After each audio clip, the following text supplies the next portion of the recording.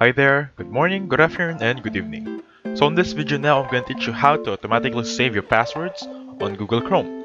That being said, please open up your browser, and if you're using iOS, an Android device, a laptop, a tablet, or your personal computer, please stay on the video because it's technically the same process.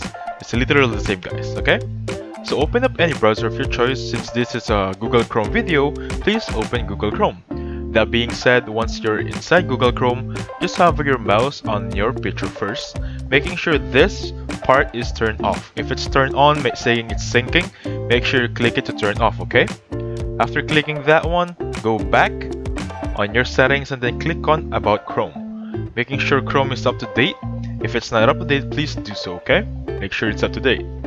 And then the next one is going to be autofill and password section. And once you're here, I want you to click on Google Password Manager.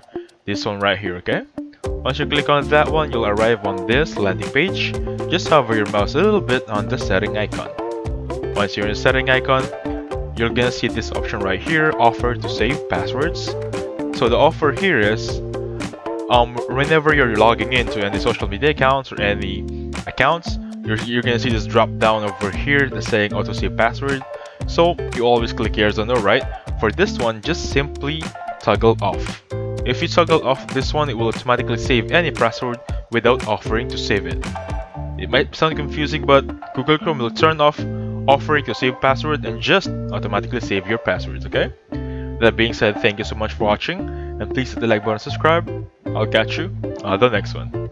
Goodbye for now.